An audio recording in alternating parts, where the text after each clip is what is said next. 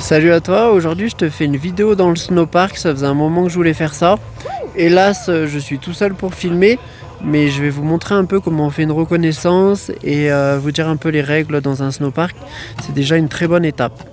Première chose, c'est déjà d'avoir un casque et une dorsale. Par exemple aujourd'hui j'ai pas de dorsale, donc je préfère pas prendre de risques, tout simplement.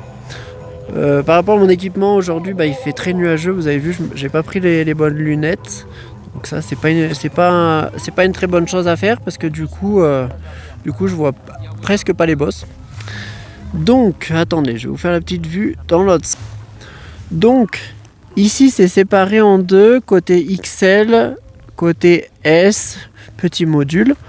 Si vous avez vraiment pas l'habitude de faire du snowpark, même si vous aimez pas sauter, ce que je vous conseille de faire, c'est d'aller sur les petites bosses comme ça.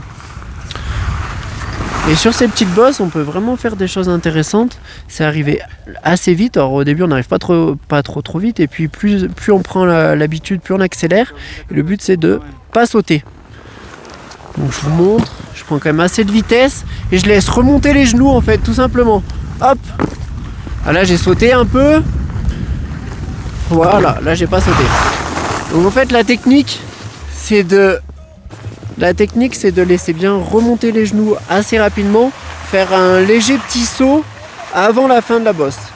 Ça va vous permettre d'amortir.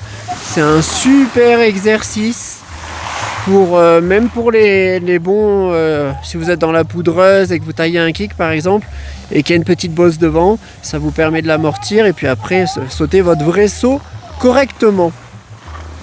Ensuite, la prochaine étape dans le snowpark, c'est faire la reconnaissance des modules avant de les sauter. Alors ça crée un peu. L'idéal, c'est d'aller près des bosses. Par exemple, si vous voulez faire cette box, prendre en compte la qualité de la neige, le type de bosse. Parce que de loin, on se rend jamais compte. Et de près, c'est beaucoup mieux. On voit après la prise d'élan. On peut regarder s'il y a d'autres personnes qui descendent. C'est toujours intéressant. Ici, c'est la petite chill zone, cool zone. Là, on peut laisser son sac. Normalement, ça craint pas. Et on va aller reprendre le tire-fesse.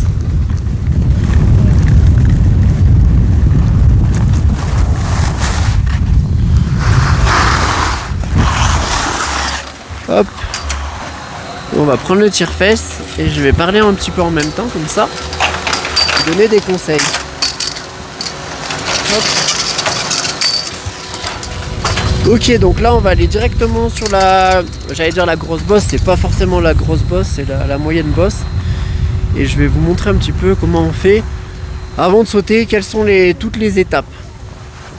Comme je vous disais tout à l'heure, la première étape, c'est de s'approcher de la bosse et de voir les autres personnes s'élancer. En même temps, je vous montre un peu la vue. Après, la deuxième étape, ça sera faire des... une fois qu'on a vu la bonne... de l'endroit où on doit partir, la bonne prise d'élan. Ensuite, c'est forcément faire des sauts droits. Et surtout pas commencer à vouloir faire des sauts écarts, faire des sauts. Essayez de faire une belle parabole de vol. Et ensuite, petit à petit, il y a pas mal de choses qu'on peut faire. Donc, là par exemple, je suis le seul à sauter. Et ça, c'est le cas vraiment qui est pas évident. Après, je connais la bosse et j'ai assez l'habitude. Par contre, si jamais vous vous retrouvez seul comme ça, je vous conseille quand même d'attendre quelqu'un qui saute. Comme ça, s'il va vraiment doucement. Voilà, regardez. Donc là, je vois sa vitesse. Il arrive vraiment pas vite. Pas mal. Et donc à ce moment-là, on ne sait pas s'il est ressorti ou pas. À mon avis, il est tombé. Et donc là, il faut quand même bien attendre. Parce qu'on sait jamais si on va lui sauter dessus. Alors des fois, on a un gros doute. Des fois sur le tire-fesse ils font signe, ils disent c'est ok, des fois ils disent c'est pas ok. Si vous prenez le tire-fesse, c'est bien de dire aux personnes qui sont en haut de pas y aller s'il y a quelqu'un. Et après si vous savez pas, il faut aller voir. Ou alors vraiment sauter sur le côté. Mais le mieux c'est d'attendre. Ensuite, quand vous sautez, quand il y a du monde au départ, ce qui se fait en fait c'est dire lever la main et dire next. Comme ça, s'il y a des étrangers, tout le monde comprend que c'est votre tour. Et après, une fois donc vous avez pris la bonne prise d'élan, et après il suffit d'y aller. Donc je vais inverser la caméra, comme ça vous voyez. Là je sais que je dois faire à peu près 3 virages, on a vu tout à l'heure. Et puis après je pousse vers le haut. Tout simplement. Donc là je vais faire un saut droit, tout simple. Hop. Et voilà. Donc, effectivement, vous m'avez pas vu sauter, mais je vous ai quand même apporté des conseils. Surtout, n'y allez pas si vous connaissez pas la prise d'élan qu'il faut. Attendez quelqu'un.